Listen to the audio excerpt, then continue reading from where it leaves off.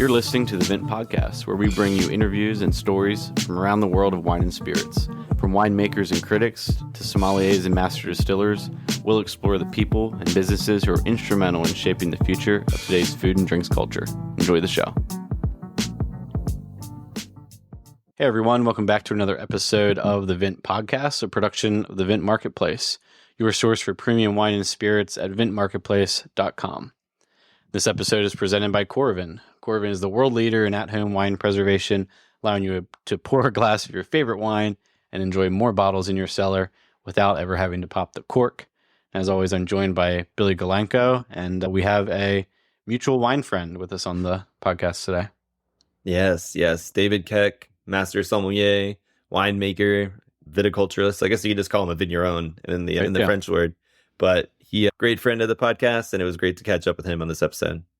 Yeah, I think we have a little bit of back and forth about whether or not David was the first to be featured on the Vint podcast. And I think Vince Anter actually beat him out just because we released Vince's podcast just a couple of weeks ago. But a friend of the pod and making some of the best wines from Vermont, which is, as we'll learn on the episode, about to get maybe a AVA designation, which is really cool. Yeah, no, it's really interesting. I think for anybody who hadn't been listening to David's last episodes, he gives us a quick rundown on the grapes they're using. It's really interesting because Vermont is certainly on that marginal edge of winemaking climates. So there's a lot of challenges that you don't get in many winemaking areas, and they power through and make really unique wines. Brady and I have both gone to visit and tasted the wines. We haven't gotten to see the vineyard themselves, but really cool stuff. So definitely enjoy there. But for the news this week, before we get to David, I'm going to talk about some wines that are not so avant-garde and cutting edge. The article is titled Colossal North American Wine Collection Breaks 3 Records at Sotheby's New York Sale. So what this is, Brady, and I would like to get your thoughts, is there's a couple wine cellars that people brought to auction for Sotheby's. And I think part of this article is trying to get people hyped. I don't think there's like a ton of these record-breaking wines in terms of the most expensive wines ever sold, but there were 3 records. They don't really give you much context as to what the previous records were, but I'm going to tell you what the wines were that broke records and the prices, and I want you to tell me if you think that's higher or lower than you anticipated for those wines. So, okay, how about I guess the price of the bottle? That would be great, because I think I don't think I would have guessed these. Okay. Well, give me. Wow, I might look silly, but we'll look silly together. Go ahead. All right. 3 world records were made, including 7 bottles of Chablis. Vaillant is the vineyard. 2020 Vincent Dovisat. And it said records, Chablis, 7 bottles? Yeah. Yes. Oh, for just Chablis being 7 sold? 7 bottles of 2020 Vaillant Dovisat wine. Okay, and was like set records for just that type of wine being sold, correct? Yes, and Vaillant is one of the largest premier crus in Chablis, if that helps. Okay, how about call it $6,000 for the case? So for the 7 bottles, they sold for $1,750. Okay, that's not quite a record. I feel like I could have purchased that. That's the theme I'm going with here. I'm like, I think there's scraping the bottom of the barrel for some news about records here. Next is 12 bottles of Moët Saint-Denis Premier Cru 2019 Domaine du Jacques. 12 bottles. Okay. Shoot. What is du Jacques like? Is it like 600 or 700 bottle, maybe? I'm not sure, actually. Call it $8,000. Okay. These sold for 12 bottles of the Moët Saint-Denis Premier Cru 2019 Domaine du Jacques sold for $3,250. $3,250. Well, $5,000 off, but I think you weren't too far off per. You said bottle. Premier Cru though, right? So yeah, I'm like, yeah, okay. So if it was like 5, yeah, no. If I had said 200 a bottle versus, yeah, 300, 300 between 2 and 3. So right, again, this third one, I'm going to do quick Googling. yeah, you're going to get it. Okay, next one. The article that we had linked in the Vint Marketplace put an O instead of an I. So it's Socks Magnums of Chassagne Montrachet. I think they mean 6, obviously. Six Magnums. Okay. Chassagne Montrachet Le Chenevot 2020. And this is actually a wine that Vince mentioned in the last episode. Pierre-Yves Colin-Maury, PYCM. Okay, so it was 12 magnums, so 24 standards. Socks magnums, so six. So a case volume. Oh gosh, now I'm nervous. Did you say what Montrachet? Chassagne, Okay. and it's the Climat, or I guess sub Vineyard of Le Chenevot. Okay, call it $350 a bottle, so like 700 a mag times 6. I don't know, 4,500. Way off. Close. It was $2,000. These are records. I don't understand. World records for these wines. So yeah, that's These wines. Okay. That's what I was trying to get at here. Is like, what was it worth noting? Are they saying that none of these wines have ever sold higher at an auction before? Because I almost guarantee you I've seen these wines at retail places for more money than this. Maybe I was quoting, I was definitely quoting like restaurant list prices, but I would think that someone at some point had paid restaurant list prices for most of those wines. Maybe, yeah, I'm either out of touch, don't understand what the list is, or need to jump into some of these auctions because there's great value. I'm not sure what the takeaway is, but that was a good exercise. Yeah. Well, first, just to clarify, Le Chenevot is also a permit crew. That might have helped your within Chassagne Montrachet, so that might have helped your analysis. But what I will say, I'm sure that these wines are a lot more expensive than when they previously bought them.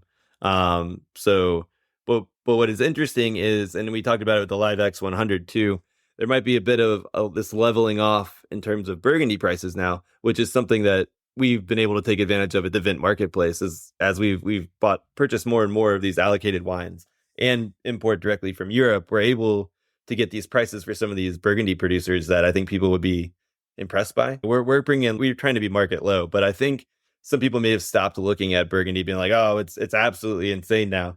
And which it is. It's like inflation. It's not going backwards, but I think it's leveling off a bit to where some of these world records, because they used to remember 3 years ago, the world records they were sharing were like, this bottle alone sold for $60,000, and now we're down to cases that are making news. Yeah, that's what I'm going to start. I'm going to have to frequent those Sotheby's auctions now if they're just giving away wine. So yeah, maybe I could be a big player in that space. Well, if you're looking for bargains, and you don't want to have to deal with the auction process, go to the Vint Marketplace. But if you want to play willy-nilly and hope that you can trust their provenance, which I think Sotheby's is respected, go ahead. Shots fired from the Vint podcast at Sotheby's. Maybe that'll be a segment. No, I actually have friends with everyone, very neutral. No, weirdly enough, I actually do have a friend from college who works in the wine auction department of Sotheby's, and very nice guy. And I can say for a fact they are very thorough. I was commenting on the auction space as a whole, but Sotheby's, if you have to go to auction or want to go to auction, there you go. But yeah, so for our guests this week, wines that you will not find at auction, but they're just as rare, if not more rare than the top Burgundy, are made by David Keck. He works with a bunch of really cool hybrids up there in Vermont. They're high acid, really food friendly wines. As a master sommelier, he is making wines that he was also like into and like drinking. He liked higher acid wines. He's from Vermont, so this is cool that he's kind of on the forefront of defining what some of these profiles of these wines taste like. And he just planted like almost doubling his vineyard size that he's been working with this year. So I'm really excited to see what's next for them. Yeah, and they're expanding their operation and partnerships that they have. They just put a ton of vines in the ground, which David will talk about a little bit. Stella 14 is the name of his label. And yeah, his estimation was maybe like 30 or 40, call it, producers in Vermont who are making wine at a consumer level scale where there's enough amount outside of, hey, I made this from my home vineyard in the basement. And so yeah, a pioneer in the space, a really interesting background. David's just whatever you want to talk about in wine, whether it's viticulture and working in the vineyard or in the winery, or just talking about wine business and how he thinks about scaling. We touch on, I think, each of those things in one way or another this episode. And I could listen to him all day, talk about those things and give his perspective. So awesome wines. You're going to have to go up there to Vermont to get them, most likely. maybe if you reach out to David and have a little back and forth conversation, you can get some in your hands from out of state, but you should really go up there and explore what they have going on. Definitely. He was mentioning, well, they're going to hope to distribute at some point once they can make more, once these new vines come online. But even when I went to Vermont, his wines were hard to find because they sold out. Like I was talking to I got the last bottle at one of the shops, and the guy was like, "Yeah, these always go fast." Same experience. Yeah. You were talking about rarity. You are farther in your wine journey, and you're getting to that place where you're like, I've had all the big name stuff. I'm really looking for basically no case production, like very small, very limited, unique varieties. He has made all by of a that. master sommelier. That's right. Yeah, made by an MS, which rarely, like, you really don't get that a ton. Like, so many people work in sales or in the trade, like outside of the vineyard, and so it's pretty cool to have an MS who's got their hands dirty like that. It's really, really neat. Yep. And then one other part about his farming before we go is we talk to a lot of producers all the time from very established regions, but it's so interesting to hear him talk because the way that they have to farm, the issues they have, and even in the winery, like the way they use sulfur, like they don't have to worry about like bacteria or some of those microorganisms because their pHs are so low, like the acid is so high, crazy. Which is cool. So it's just he's not worried about that, but there's other things, and it's cool to see different ends of the winemaking because I think sometimes they'll just be like, we crushed, we fermented, we put it in a barrel, and then it's out. It seems so simple for some regions, even though that's simplifying it dramatically. But Vermont has its own can of worms, and it's so cool that they power through all of these to make these cool wines. Yeah, everyone has their own problems and their own luxuries, and he'll talk about a lot of the problems, but also one of the luxuries up there is that they're getting to actually like pioneer the space, which is really neat. So, without further ado, we'll jump right in. But remember, if you're looking to drink more wine from your cellar without worrying about wasting what you can't consume, one of the Corvin systems will be your best friend. You can visit corvin.com, use code VINT15, and get 15% off your purchase of any of their devices or accessories. And if you're a member of the trade, visit trade.corvin.com, and you can get exclusive discounts on their full range of products for both home and wherever you work. And without further ado, here is proprietor of Stella 14 Wines, David Keck.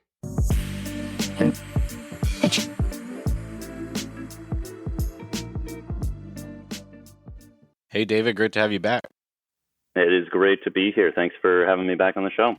Yeah, I think this is our first second. Oh, Billy's shaking his hand. I was going to say that you're first three-peat, but yeah, we keep bringing the good ones back. Glad to have you. Who beat me to the punch? I think we've had Vince on 3 times already. Vince on different subcategories of wine people. But yeah, great to have you. Maybe because obviously we have more listeners since the last time you were on. Maybe you can give people just a brief background, your credentialing, obviously, and some of the things that you've done in the past to lead you to making wine in Vermont. Yeah, so I grew up in Vermont, left after high school, and then went to college for English and comp lit and all sorts of other things, and lived in New York for a while and sang opera for a bit, and then ended up moving to Texas to do my master's down there, and as many people do, got bit by the wine bug and was working in a wine bar while I was doing my master's studies in operatic performance, and decided after I finished that to go full bore into wine. Started sitting courses and examinations with the Court of Master Sommeliers, and opened a wine bar down there, opened a number of restaurants, joined a hospitality group, became a Master Sommelier, and then in February of 2020, I guess I decided that it was time to move back to the Northeast, and it turned out that was a good time to divest from a hospitality group, somewhat serendipitously, and then moved up here and had everything fell through as far as job and place to live and all those things. So ended up leasing a small vineyard that's actually the oldest commercially run vineyard in Vermont, or one of 2, and making wine with hybrid cold climate varieties. And we've been, doing that ever since. Yeah, very, very cool. And we've noticed in the past, a lot of folks have varied, especially in the MS community and the Masters of Wine that we talk to, have pretty varied backgrounds in terms of maybe what they've done professionally before or just like hobbies and interests. And you're a pretty accomplished musician as well, isn't that the case? I did that for a bit, yeah. And that opera, was maybe right? the first. Yeah, so sang opera for, I guess I was, until I was about 30, 32, something like that. Yeah, And I performing said musician. professionally. Do you play an instrument? I played clarinet for a bit and played piano Okay. just enough to get by. As a singer, you need to be able to learn your own music that way. But no, I never really. I was never super accomplished at any other instrument. Well, there's something with the arts and music and wine, I think, that crosses over there. So I think that's a really cool part of your story. No, for sure. There's a number of other classical musicians who have either become master sommeliers or are deeply involved. Tim Gazer's a professional trumpet player, amazing taster, and I think they're both kind of interdisciplinary fields. If you're studying music, you're studying culture, history, you're studying the music itself, music theory, and wine is not dissimilar as far as having a bunch of different fields, and good for people who have kind of intellectual ADD and need to study something different all the time. I didn't know Tim played trumpet. We had him on, and I was actually just using his book, his like tasting guide book yesterday for some study stuff. That's really cool. Yeah, no, he's awesome. I think since you've last been on, Brady and I have both now been up to Vermont and been able to drive around, see where the vineyards are, and actually taste your wines. We weren't able to, at least I don't know about Brady, I wasn't able to meet up with you, but I was able to see your wine out in the wild in the shops and hear all the kind of plaudits or laudits, I don't know what the term is, but basically all the praise from the local wine shops about how great your wine was. When I bought a bottle and it was the last one in the shop, and the guy's, oh, nice, you got the last one. Can you tell folks a little bit more about your company, the brand, the wines you make now, and then maybe we'll go back in and talk about the varieties and some of the difficulties growing up there. I'm sorry that I missed both of you when you were up here. The growing season is always a little bit challenging as far as just being in the vineyard, not being in the vineyard. Yeah, leaf peeping tends to overlap with harvest time, which is not a good time for hanging out. It's basically like anything during September, October is just all bets are off as far as showing face at all. But no, so we started, our first vintage was insane. We ended up taking over the vineyard in June. Most vineyards up here are pruned. We dormant prune between about usually December, January, and we try and finish up by the end of March, beginning of April. This vineyard hadn't been pruned and it was June, so we took over an unpruned vineyard and scrambled to do as much as we could and leased space, ended up producing wine from a vineyard that was maybe half or 2/3 unpruned. And then we ended up with the first frost.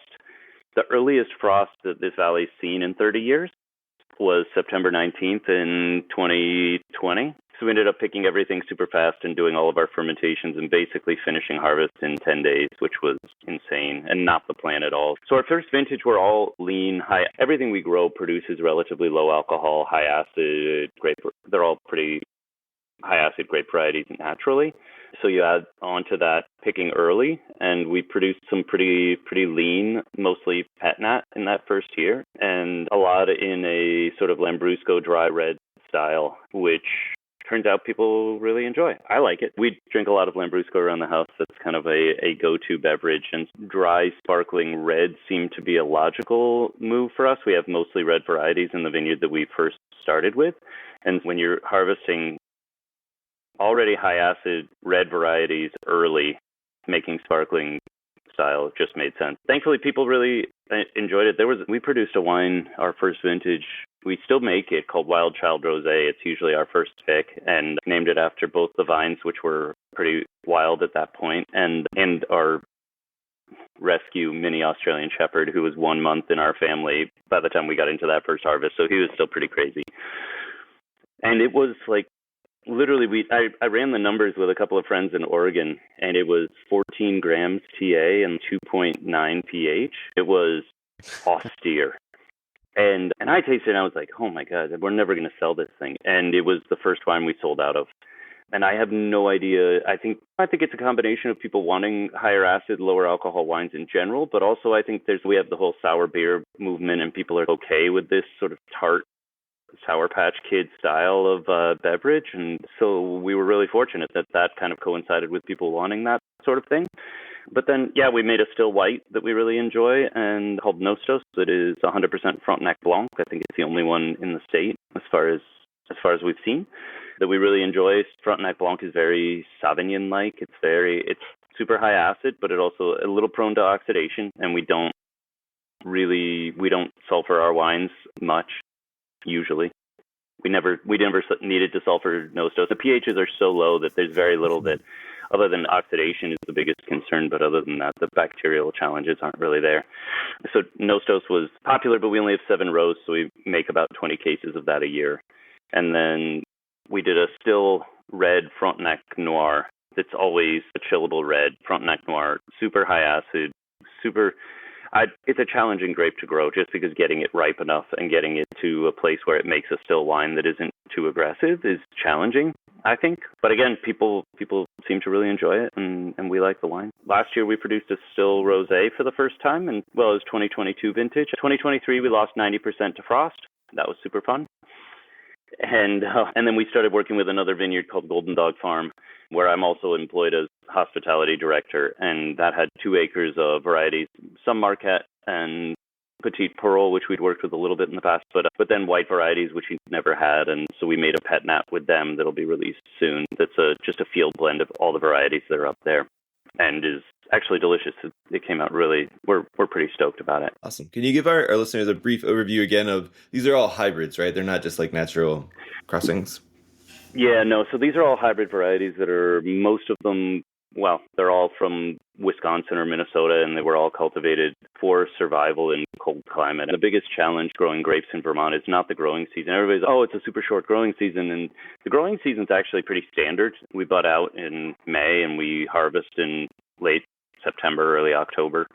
Viticulturally, we have the challenges of fungal growth, and it's a pretty wet place to grow grapes overall, wetter than most other viticultural regions. But the biggest challenge is that in January, February, we can frequently see temperatures that drop below 0 and sometimes down to like -20 or negative, even as low as we've gone almost to -30 here in the time that we've been growing, which Vitis vinifera just dies. Anything below about -5 and vinifera just struggles a lot. And where we are, a lot of the vineyards in Vermont are down in the Champlain Valley, which is, we call that the banana belt of Vermont. They get a little bit of the rain shadow of the Adirondacks, but they also it's just a warmer climate overall. They don't see quite as bitter temperatures. And so Shelburne down there has some Riesling that struggles.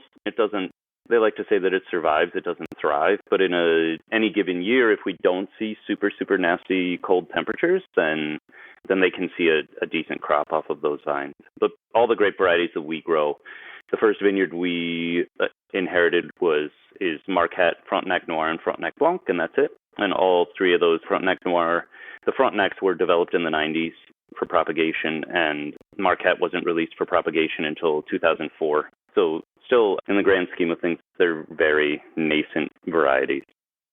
Yeah, I think I've had, is it the Uncle Marquette? Mm-hmm. Yeah. So these are amazing food wines, right? Like super versatile. And the acidity is great for that, and obviously low alcohol, so you don't have an issue finishing 1 or 2 bottles with a friend. It'll get you before the alcohol does. That's right. Yeah. It's like eating too much pineapple, maybe. Yeah. Yeah.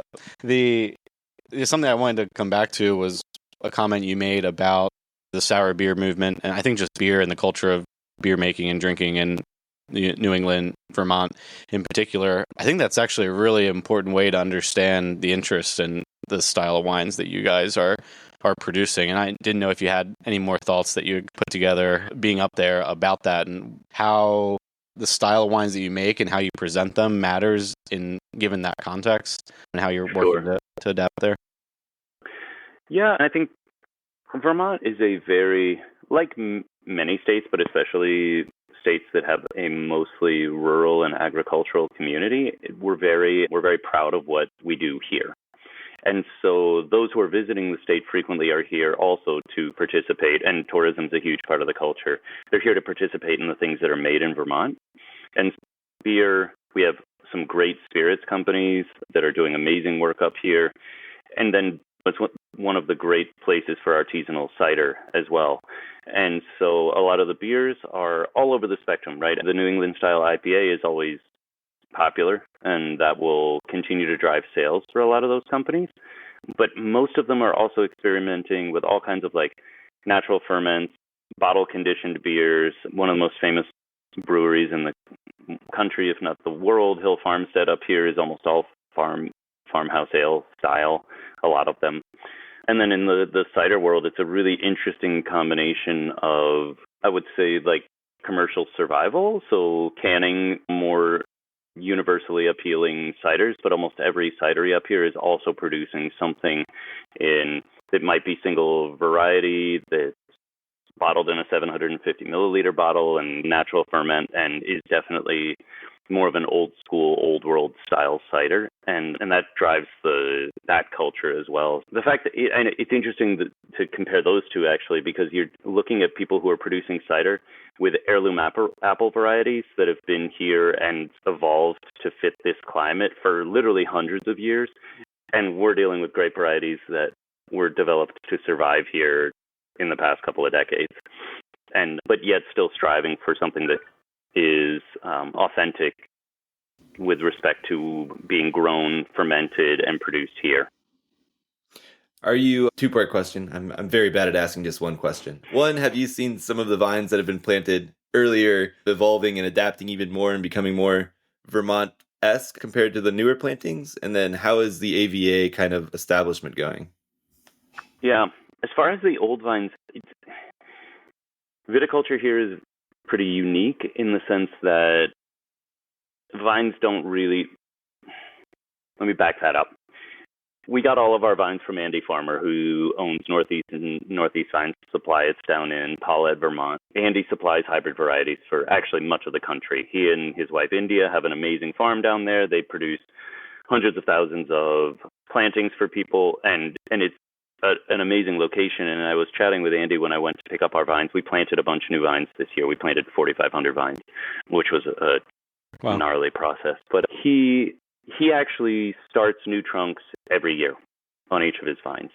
And so when we adopted the vineyard that we had, there were like, everybody does multiple trunks in Vermont, because when a trunk reaches a certain age, the odds of it cracking in the cold at some point and getting crown gall it's going to happen. It's 100% chance of crown gall at some point in the life of the vine. And we adopted a vineyard where they hadn't actually removed a lot of the older trunks. And so we had sometimes 3 or 4 trunks on the same root, and which was a mess. And we've been trying to clean it up ever since.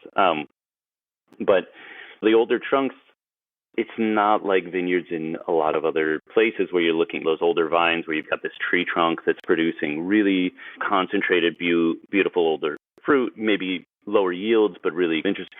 Nobody's really looking for like old vine Marquette, right? That's not a thing. And it might be someday, but around here, if your vine is that old, it means it's generally got crown gall and it's generally not producing, and it's just dragging you down. So everybody here is mostly replacing vines constantly.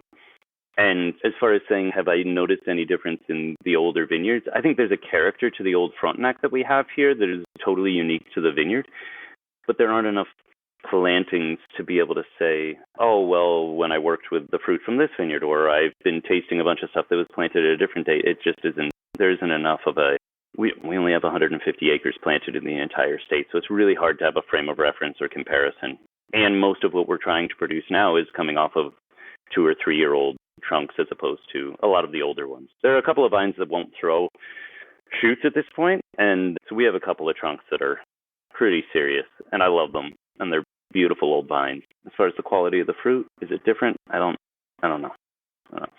The AVA progression is, I think we're in final stages. I haven't heard anything recently. The most recent update I heard is that it's all with the federal government and we're just waiting for confirmation. But they've got all the materials, and at this point I think there are AVAs that have been founded with much less foundation than Champlain Valley AVA.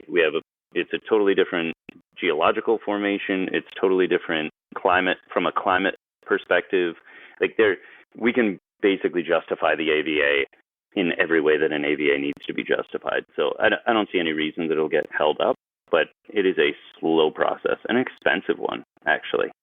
So that's the name you're going to go with? Champlain Valley? Champlain Valley AVA. Yeah, we'll be the first one in Vermont. We'll see if I think the next one might be a mountain AVA, just because we do have a number of vineyards that sit above 1,000 feet. And I think there is a spine of the Green Mountains that runs down the middle of the state, and you could probably classify something based on elevation. And that might be interesting. And our So our vineyard at the Boyden, which is where we started leasing, is in the Champlain Valley AVA, and it's just barely. It's right on the edge because the Lamoille Valley comes off of the Champlain Valley, and the AVA extends up there. But our other vineyard up at Golden Dog Farm is 500 feet higher and is out of that range. So we'll see. What did you were partially co-leading that effort, or what's been your role in helping set that up? Oh, just no, the AVA. I have been there to. I think I've written some emails to help, but that ball was really rolling long before I got here. Okay. Ken Albert down at Shelburne Vineyard was really the one spearheading that effort and has done most of the legwork. It's been a long process then, huh?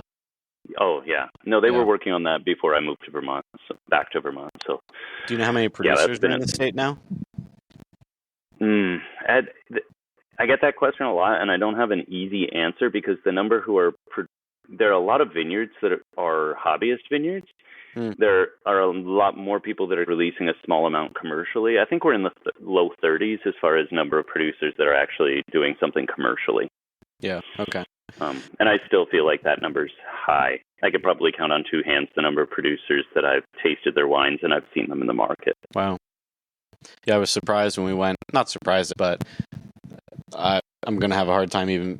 It's a wine and cheese store, but big, 2 levels. You go downstairs in the basement. They have cheese and wine traders. Yeah, that's where I found probably about a case of your stuff, all different, maybe 5 or 6 different labels, and I picked up a bunch when we were up there. But I was surprised that there just weren't a ton of wines from Vermont there, and I didn't realize. I wouldn't have, if you had asked me, how many do you think are there? I wouldn't have said 30. Would have thought it was more. But is it just that they're selling a lot out the front door? There's just not a ton of production, or are there other steps that still need to be taken in terms of just like distribution across the state and access? Yeah, I think that there are some that are just so small that they don't make it out of the local farm store and things like that. Yeah. And over talking about sort of expansion, more people getting into growing wine in that area or growing grapes in that area, over the last, call it 20 years, from what you know about the way that things have changed in that region, is it just like cold and is always cold and is going to continue to be cold, or has shifts in the way that we think about the way that the climate is maybe changing as we move farther north and those kinds of things, having any sort of near-term effect do you anticipate, or is it really going from -30 to -15 really doesn't help a whole lot? I hesitate to make any guesses, and I think anybody who does is trying to sell you something. Honestly, yeah, sure. Last winter it barely went below 0, and the year before we had 2 weeks of -20. So, and when actually the high temperature was 0. So is there any sort of consistent warming trend? Sure, on the planet. I don't think anybody who disagrees with that is smoking crack at this point. But I think locally, sure, we're seeing a warming trend. Does that mean we're not going to still get to this weekend? It's supposed to be -5 on Saturday night. So it's more like volatility, really, right? 100%. Yeah. Which is almost probably more challenging actually to deal with because you can't plan year to year for what am I going to face. Yeah. Well, so last winter, super mild. The winter before, it was brutally cold. But then in the spring, I was teaching a seminar down in Texas, actually, and it was warmer in Vermont in April than it was in Houston. And then a month later, we got one of the gnarliest late frosts we'd ever had, but all the vines had budded out early because they thought it was time to go because the temperatures were so warm at the end of April and beginning of May. And that was really, people are like, oh, that frost was so late. It wasn't that it was so late. It's that it was so warm in April that everything was ahead of schedule. And that's why we ended up, we're used to frost in May. That's not unusual. It's just the fact that everything was ready to go. And yeah, brutal. The flooding too we've had 2 summers where we've had devastating flooding in the state of Vermont, like water levels that we've never seen. We're in the Lamoille River Valley, but we had 4 rows of vines underwater, and we are literally a half a mile from the bank of the river. It's insane. Is threat of just unannounced torrential rain and flooding and those kinds of things more of a threat year to year to you guys than, say, are we going to have enough sunny days, or just things maybe related to temperature? Are you more concerned about, rain and such? I think just general the moisture. So it was a little bit of dark humor, but if all the years to lose 90% of frost, last year was the one, because it rained every other day. Yeah. And it was just a brutally wet summer, which anyone who grows grapes will tell you that just is the worst. It's so hard to keep a healthy crop, especially if the vast majority of people farming grapes in Vermont are farming organically, if not biodynamically. We're trying not to use a bunch of chemical sprays. And a year like last year was just phenomenally difficult to keep the fungal growth at bay. Yeah. And you also have that's a bigger concern. Well, you have to probably pivot to, hey, we're trying to get a yield here, and we're actually just trying to protect the underlying vine itself at a certain point, right? And so you kind of have to do what you need to do, and it gets more expensive, and all of those things that come to a head, right? That whole conversation, and we converted our vineyards to organic when we moved here. They were not farmed organically before that. The one at Golden Dog has always been certified organic, actually. But people are like, so you're dogmatic about the organic thing? I'm like, no, I'm just not certified to spray anything else. And I have a tiny little uncovered Kubota tractor, so I'm not going to spray chemicals in that and wear the full chemical suit. But I'm not dogmatic about it, and I don't. Shelburne Vineyards, they're the largest producer, and they have some vineyards that they farm organically, and some that I'm like, Ethan, what are you doing there? He's like, David, if I didn't spray something last year, we would have had nothing. And they've got multiple families depending on that crop. So I think it's overall it's the way of the future, and I believe in it, and I subscribe to it. But boy, it's hard. Yeah, it's a luxury. a luxury to be dogmatic about it is what I would say. And we're talking, there's so many, such a complex issue, and I've had this conversation, is, okay, you spray organically, fine. I'm a huge supporter of that. You also drive your tractor through the vineyard once a week, emitting potentially 4 to 5 times the carbon emissions as a farm that's not spraying organically. Where do you draw the lines, and where do you put the line in the sand as far as where you think what's important? Getting an electric tractor, we're working on it. There's some grants from the government. Dropping $100K on a tractor, not super easy, but it might happen. We'll see. Yeah, I think the other thing you mentioned is like the covered tractor part. I was reading, I think it's like Ray Isles' new book, and he was talking about how he was interviewing a bunch of people, especially in like south of France or some other parts of France, and basically everybody 2 generations ago ended up getting cancer later in their life because they started farming heavy with chemicals after like World War II, and they didn't realize they would have an impact on the people if they didn't wear masks or anything. So they're trying to like balance like human lives as well as like keeping the vines healthy. But yeah. No, the education part is huge. It's great. I've got this amazing old book about Beaujolais, and there's a picture in it of just like a drawing, right, of a guy with a backpack sprayer on, and the text is just, oh, how wonderful it is that we can spray these chemicals now and save so much more of our fruit and all this, and the guy's just blithely like spraying whatever the hell they were spraying in the 80s, right? Oh, terrible. Oh yeah, it's funny though, because to your point, the balance too. I in that same book, I think they were referencing like some of the vineyards in like Côte Rôtie and some of the Northern Rhone, and they were like, as bad as it was, a lot of these vineyards would have been lost because we didn't have enough people to do enough of the farming hands-on without the chemicals. Yeah, to your point, got to find a balance. What have you guys done with no 2023 90% loss? Like, how have you managed? Well, we ended up closing our tasting room just because it didn't make any sense to keep that open. We had it open in Jeffersonville here and loved it, but Jeffersonville's a sleepy town to begin with. Having a tasting room was a luxury that we could afford just because we had wine to sell, and it always broke even. But yeah, just a lot of traveling and teaching and doing other things to supplement income. And then, so in 2023, that was when we started working with the farm at Golden Dog because they didn't lose their fruit to frost. We ended up signing a lease for the next 10 years with them and planting another 3,500 vines up there. By the end of 2027 vintage, hopefully it'll be our first crop up there, and we'll have more than doubled our acreage, and more than half of it will be above that frost line that we saw in 2023. We also planted an acre down at my sister has a property down in Heartland, Vermont, which is 2 hours south of here. So I think diversifying our vineyards is a huge part of it. It's planning for the future. The right now is not easy, but that's farming in Vermont. That makes sense. How does planting look up there? Are you guys trellising? I know your trunk situation's a little different. Are you guys trellising the same way, or is it like these double curtains, or what's going on? Yeah, so almost everybody does high wire trellising, and it's all cane pruning just because of the fungal issues. We want to get rid of as much vine material every year as we can. There were some folks doing, like down at Lincoln Peak, they were doing Geneva double curtain and had these crazy high yields off of that vineyard, which I think worked for a while because they were planting on what used to be a strawberry field, so it was like insanely fertile. I think Shelburne took over that vineyard and started converting back to cane pruning because they just had so much disease in the vineyard. After it's good for a while until it's not. I've looked at doing like some John Hendry because I think the hybrid varieties were not looking at reducing yield in quite the same way as you would with Pinot Noir. I haven't noticed a massive change in fruit quality depending on, as long as the fruit's healthy. I think it's usable for the style of wine that we're producing.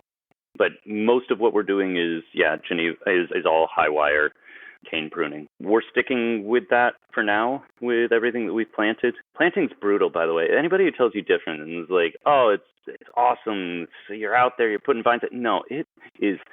Harvest is hard. Planting is the hardest thing we've done by far. It is dirty, backbreaking work, especially because we're doing it all by hand and we did it almost all by ourselves.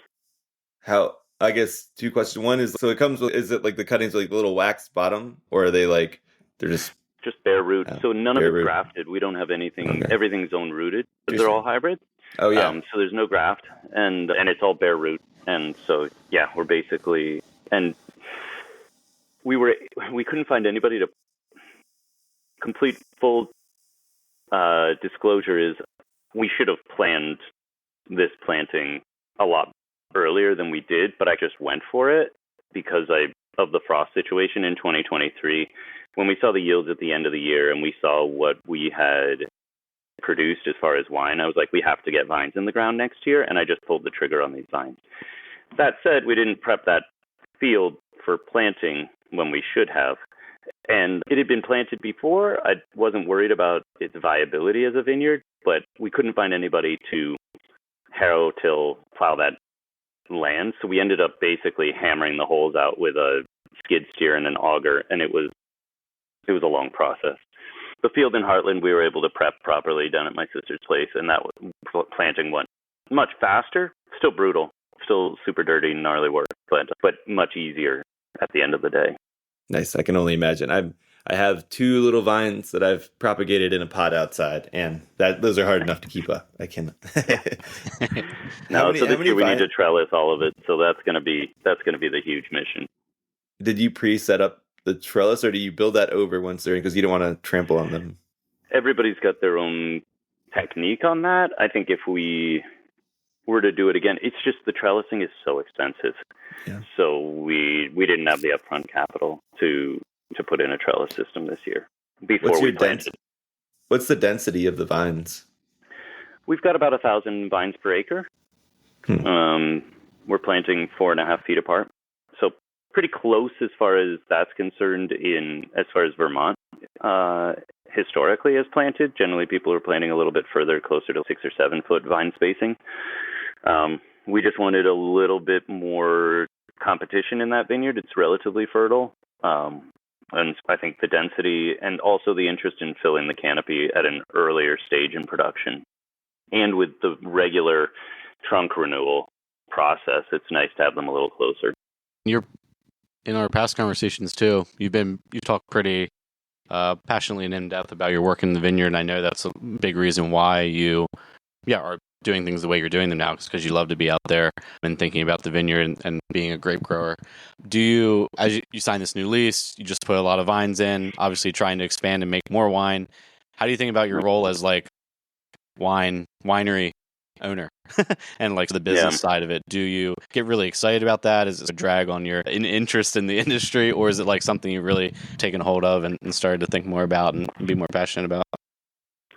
Yeah, it's like any business, right? You get into restaurants because you love being on the floor and you love talking to guests, and you find the more you manage and the more you get into ownership and things like that, the less you see of the guests and the more you're just dealing with managing your staff and dealing with back of house stuff. It's not dissimilar in the vineyard, at least as far as how I see it moving forward. But there's elements like we've been bootstrapping since we started this thing, and so I love being out in the vineyard pruning. Pruning's probably my favorite time of year, actually, when it's 15 degrees and you're out there, got the dogs playing in the snow, and we're pruning the vineyard. I love that. I don't need to sit on a tractor every week.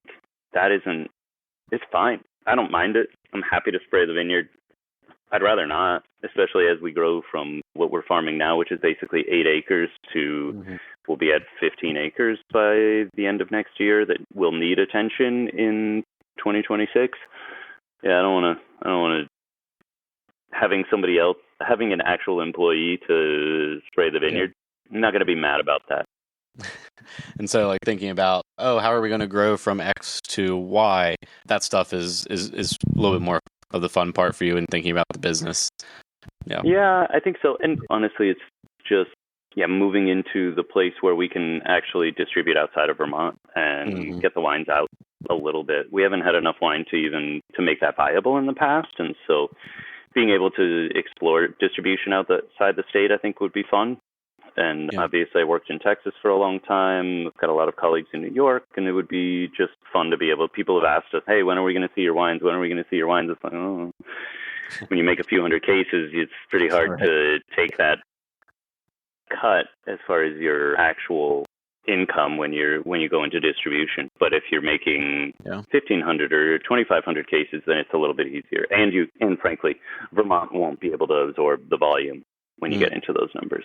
Well, and of the 30 producers, are there like 3, 4, or 5 that are at any kind of scale that way, where you can take some of the cues on things that have worked in the past and use those guys? Or who do you take advice and stuff from on how to scale that way? I mean, everybody's got a very different model, and there are so few that are outside the state at this point that it's not easy to, there isn't one way to go about that. La Garagista is probably the most widely distributed outside the state. They're not huge. Deirdre and Caleb don't make a massive amount of wine. They just have always been proactive getting their wine into Montreal and getting their wine into New York and London and Paris, and like really making sure that there's some broad distribution. Shelburne is the largest producer in the state, and they're definitely outside the state, but they also have more wines that are less aggressively natural and less aggressively Vermont. They buy in grapes as well. There's a little bit lower price point and broader distribution of those wines. And then Ellison Estate is probably the newest winery to really get, and I know they're distributed certainly in New York. I'm not sure where else they are now, but they're starting to, I think they're working with Jenny and Francois, I think. But anyway, they're actually outside the state as well and make some beautiful wines. But honestly, the press has been amazing. Eric Asimov keeps writing about Vermont wine. Alice Firing has been up a bunch of times and loves what's happening in Vermont and has been a huge supporter of everything that's happening up here. And I'm always like, let's not get the cart before the horse, guys. Like, there isn't that much wine to be talking about and selling outside the state yet. So I wanted to pivot slightly away from Vermont, since you have had to go teach some more Somm classes. Also, now that I've started more in my wine journeys on the MW side, I'm always amazed at how much time like MSs and MWs put towards actually like teaching. I don't think people realize once you get that accreditation, you're basically now also a teacher. But what are you seeing in terms of trends in the wine world? What are Somms talking about? Or are they complaining about it? I've heard a little bit, but would love to hear your perspective. A lot of whining right now, to be honest, and I don't think it's unfounded, right? I think there's a lot of concern about the loss of market share for wine. There's concern about the temperance movement and the sort of drinking aspect. I don't think that those things should be poo-pooed necessarily. I do think that the rationale, the reasoning behind those shifts and the underlying causes are complex. And I think everybody really wants to try and simplify it to, people are drinking a bunch of hard seltzer and RTDs, or people are just not drinking at all because they want to stay healthy and all this sort of stuff. And I don't know that anything, I think it's a combination of a lot of things, but that's probably what I see the most. I think the most noise about right now is how do we sell more wine? And honestly, it's another dissimilar conversation to when I was singing opera and everybody was like, oh my God, well, opera was still the form of classical music that was growing in audience while all other classical music was still losing audience. Now opera is still, struggling, and COVID didn't help, but I feel like opera didn't change for 200 years, really. It's basically the same thing. And wine is in the same boat. I don't think there's that much that's wildly different about the way wine is produced and sold. And I think that is both the beautiful thing about wine and also a challenge when you've got a bunch of younger consumers that are looking for hip, new things. I think people come around to wine eventually, and I'm not super concerned about that. I think it's just a matter of continuing to tell stories. And for us especially, you brought up beer, and I have a lot of good friends who make beer, so I try not to beat on them too hard. But there's nothing about Vermont beer that's from Vermont other than the water, right? Everything's brought in. The same with almost all the spirits, right? Like the grain, the base of all this stuff. We're one of the only beverages that are actually, and in Vermont especially, it's very much the Burgundian model of we're all grower producers. And so that's the story. And I think if we stick to that and to the fact that it's something that there is a story to tell about who is out working the vineyards and producing the wine. I think that is a thing that will continue to speak to people's ethos, and it's something distinctly Vermont as well, where we produce our most famous things are maple syrup and cheese, right? And those are all artisanal products to a large extent. Are you a beer drinker? Absolutely. No, I drink a lot of beer. A lot of beer to make good wine. Came across Alchemist out in Stowe when we were out there, and I really like their stuff a lot. They're actually, I drink gluten-free, and they're gluten-reduced, I think, is one of the, I don't know if you know them, but one of the co-owners there is. And so it's really great wine. It's really hard to find gluten-reduced or gluten-free wine that's legitimate, and theirs is incredible. Yeah, Zero Gravity down in there in Burlington makes another great gluten-reduced. Cool. It's actually, I think, gluten-removed beer. Sure. Pale ale. Enzyme or something added to it, yeah. Yeah, I haven't actually talked through the process with them, but yeah, it's delicious. Little wolf. Maybe, Billy, I don't know if you want to go a different direction too, but I guess my last thing would just be what if someone travels up to Vermont to sample the sort of Vermont artisanal scene, where are a couple of places they have to go, and maybe a few breweries that people have to go to that are your favorite besides them? Oh, man. Definitely get in trouble for not. Yeah, I will forget someone. Yeah, up here, I'll start with kind of our corner of the state because it's still super rural up here and small producers. Red Leaf, actually, for you, is a gluten-free brewery. They're 100% gluten-free, and they do really good work here in Jeffersonville. Wild Branch Cider. Cider's the cider maker over there. And cider up in this corner of Vermont is spectacular, but Wild Branch and Eden Ciders are both doing amazing work. Highly recommend checking them out. Winery-wise, La Garagista, Shelburne, and Ellison still the big players. Within the umbrella of Garagista, she has an incubator for other people producing. Camila Carrillo just launched her Montañuela brand, which is actually with Jose Pastor, I think the only non-Spanish producer, potentially. But Camila's wines are great, and she just opened a little tasting room in Vergennes literally last weekend. So definitely worth checking that out. Beer producers, Alchemist, you mentioned, and Hill Farmstead continue to be the iconic and most kind of sought-after producers. I think we always love Zero Gravity. I think they do a great job. There's a little brewery that they're actually just putting in the brewery on site called Lot 6 up here near Smuggler's Notch, and the owners there are great. The beers are terrific, and they were connected with Zero Gravity for a really long time. But Schilling, they're New Hampshire, but I'll still give them a plug. I love the beers at Schilling, which is in Littleton, New Hampshire, right across the border. But I'm a big Pilsner and lager drinker, and if you want to step away from the hard press into IPAs, I think it's definitely worth trying the beers from Schilling. They're outstanding. Penn Ben's as well, if you're up in this area. Those great classic IPAs, New England style, as well as others. Very cool. So many. Yeah, glad to have. I'm forgetting. Have those recommendations so when our listeners come up and visit you, they can check out some of these other producers as well. Yeah. Stella 14, this new winery I've heard about. It's great. Yeah, I don't think we actually said Stella 14 yet on the pod. We'll say it obviously in the intro, but David's, labeling under Stella 14. Awesome. Obviously, you've heard him talk about it. And Billy and I have enjoyed it. And we have wine again, or we will have wine. We'll be releasing 2024 is coming out probably in about 6 months. Nice.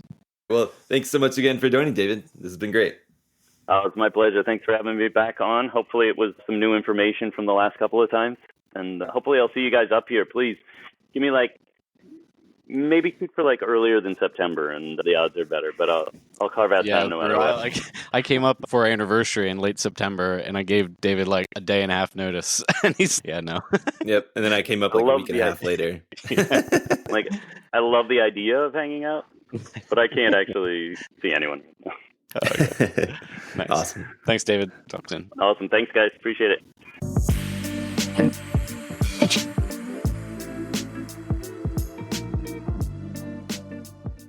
All right. That was our interview with David Keck. I hope everybody goes to Vermont and tries to find some Stella 14 wines. And if not, try to find some other Vermont wines just to help everybody. Rising tide floats all ships. And soon you will hopefully see a Vermont AVA. So that'll be really exciting. And when you get those wines, you can taste them with your Coravin, share them with your friends, or save them for later with a Coravin preservation system. And that is our episode for this week. We'll be back with another episode next week. Cheers.